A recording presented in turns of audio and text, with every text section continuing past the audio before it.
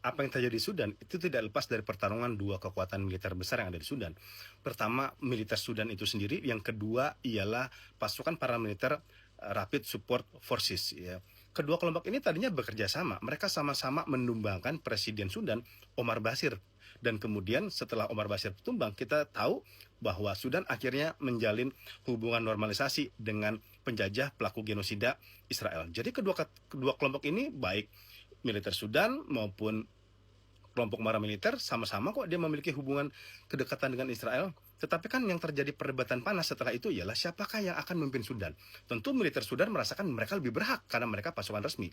Tetapi RSF juga mengatakan bahwa mereka punya kontribusi yang sangat besar dalam menumbangkan kekuasaannya Omar Basir. Dan sejak itulah perang dimulai di Khartoum, tetapi kemudian mulai merembet ke wilayah-wilayah yang lain, hingga akhirnya jumlah korban tewas yang terjadi di Sudan ini sangat mengerikan, yaitu puluhan ribu orang, dan 10 juta warga Sudan itu mengungsi di dalam negeri, dan 5 jutanya ke luar negeri. Dan kemudian pertanyaannya ialah, kenapa sih terjadi konflik yang sangat besar di antara mereka?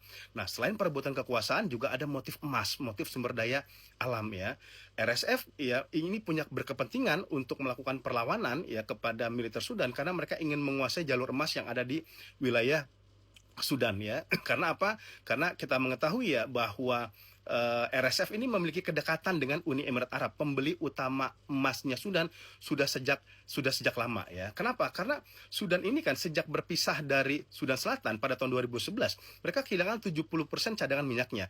Dan sejak saat itulah ekspornya Sudan ke luar negeri itu 60%-nya itulah emas ya. Dan salah satu penjual utamanya ialah Uni Emirat Arab. Dan Uni Emirat Arab, walaupun dia menyangkal, laporan-laporan independen dan lembaga studi keamanan itu mengatakan bahwa ada pergerakan suplai senjata dari Uni Emirat Arab kepada RSF untuk menguasai wilayah Sudan ya. Dan kemudian kita mengetahui ya, karena Uni Emirat Arab itu dekat dengan Israel, maka Israel pun juga memberikan dukungan kepada RSF. Makanya kan apa yang dilakukan RSF di Sudan itu template banget, template dari genosida Israel yang ada di jalur Gaza.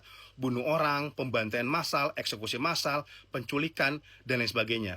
Dan situasi ini juga semakin kompleks karena Uni Emirat Arab juga berambisi untuk menguasai jalur perdagangan maritim Sudan di Laut Merah ya. Makanya itu kita berharap konflik di Sudan ini bisa selesai, kekerasan bisa mereda, karena masyarakat yang menjadi korban dan pihak-pihak asing yang cawe-cawe yang membuat kekisruan di Sudan itu sudah seharusnya mereka mengakhiri diri.